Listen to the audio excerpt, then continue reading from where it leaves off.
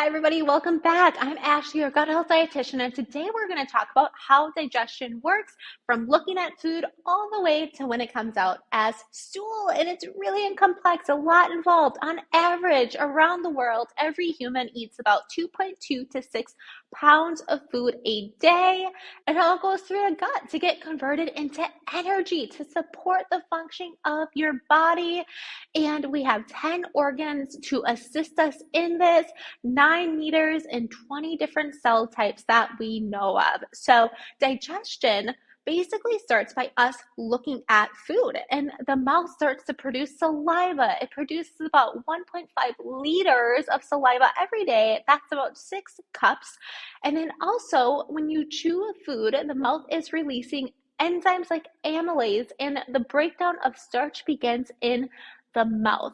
The food is then converted into something called a bolus, where it travels to the pharynx, where you have an epiglottis that closes off the respiratory tract. So if you've ever had water go down that tract and you cough a little bit, went down the wrong tube, that's the epiglottis, then that completely close off the respiratory tract. So it should be closing that, and it should be traveling just down the esophagus, which is about 10 inches long, and there are nerves that get stimulated where then peristalsis, this movement of the esophagus, this food chute, actually pulls the food down past another flap between the esophagus into the stomach, into the very acidic stomach. So that's the purpose of this flap between the esophagus and the stomach, because that acid we don't want coming up into our esophagus.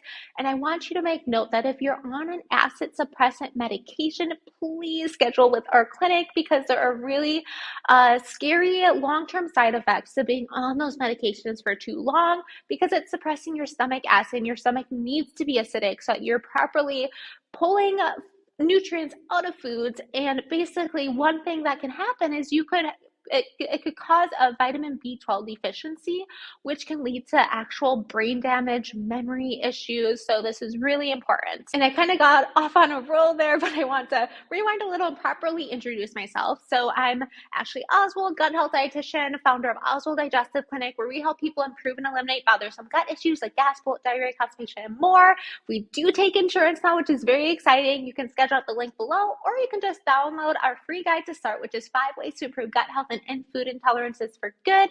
The link for that is below as well. So let's restart from the stomach.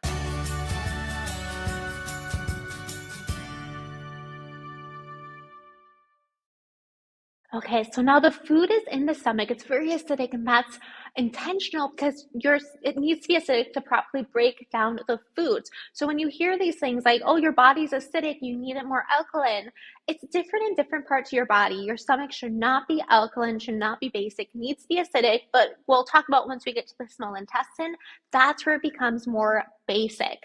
So the stomach also has really strong muscles to help churn that bolus to create it into something called chyme, which is basically just the foods getting broken down further. Chyme is more broken down than the bolus, which is created from the chewing in your mouth.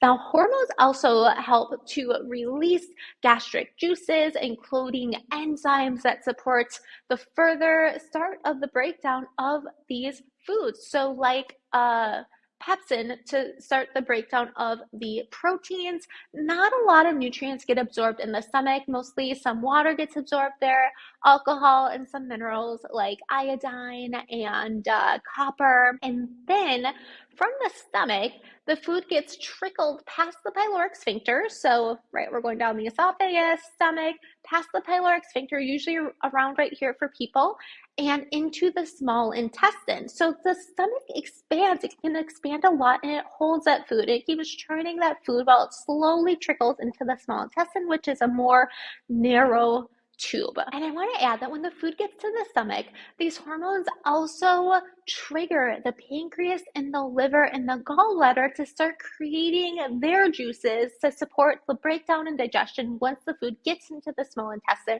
and mixes with those pancreatic enzymes, and then that bile is created in the liver. It gets stored in the gallbladder, and that gallbladder releases a bolus at meals of that bile, which is basically for the fat absorption.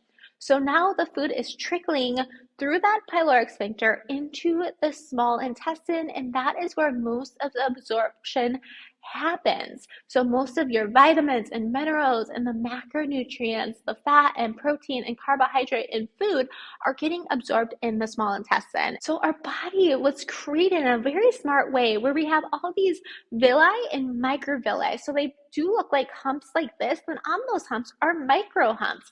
And that basically increases the surface area of the small intestine to improve the amount of nutrients that can get absorbed.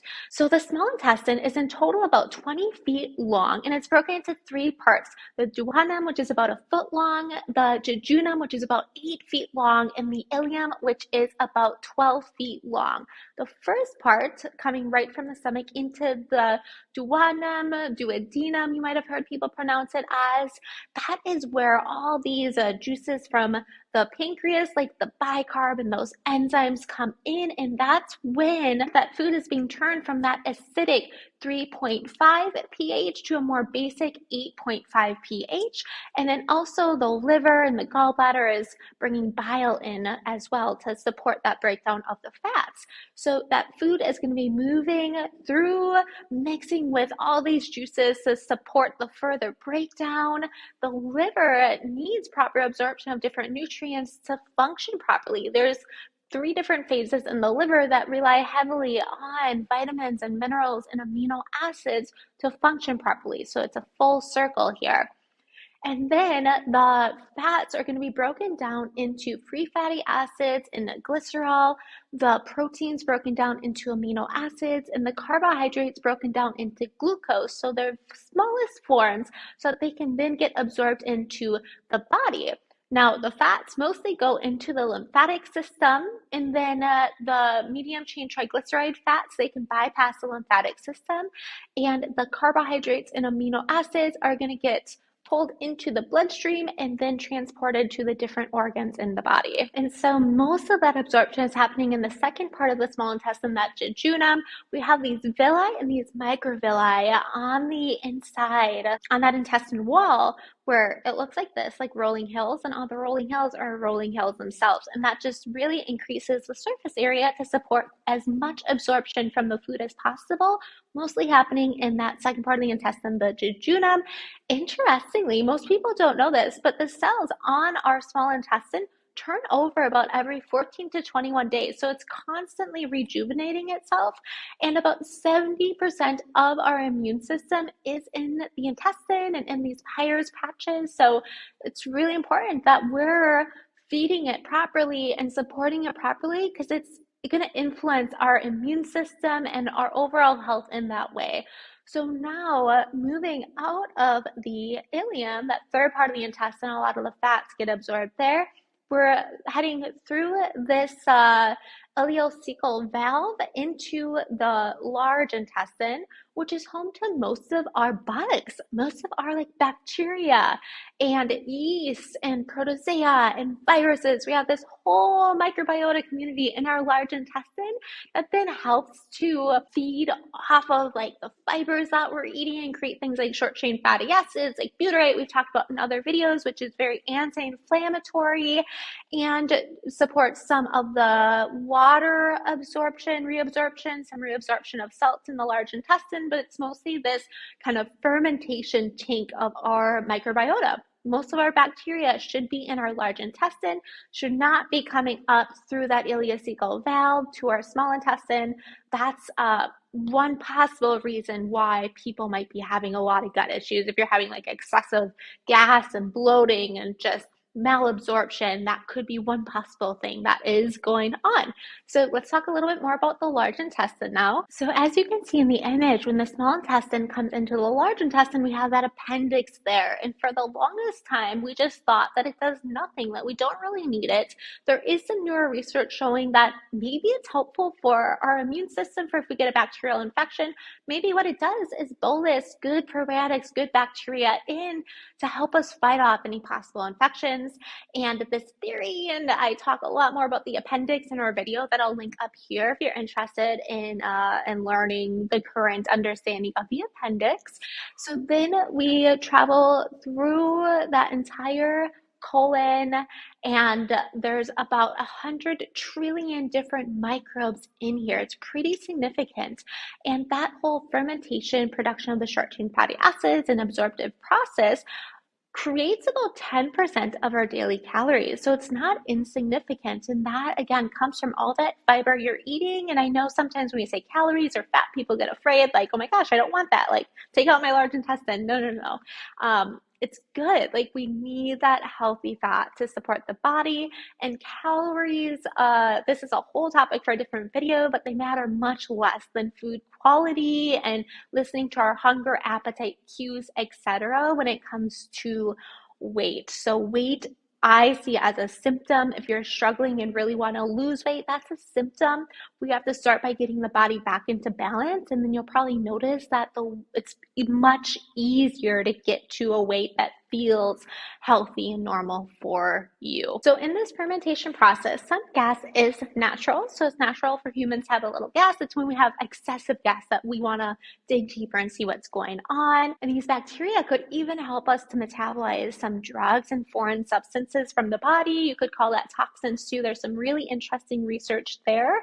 And interestingly, we have 100 times the number of bacterial genes as human genes.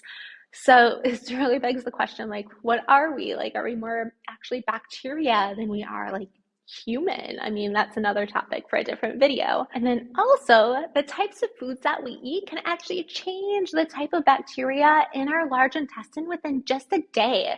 It's really amazing. So if you're eating like a more standardized American diet or eating plan, like a lot of this like ultra processed low color foods, and then switch to a whole real foods, like more so foods from the farmers market, your bugs can take a drastic turn in just a day. So if you do this and you're like, oh my God, is this worth the effort? Just think like those bugs are changing. And yes, like that's really significant in such a short amount of time.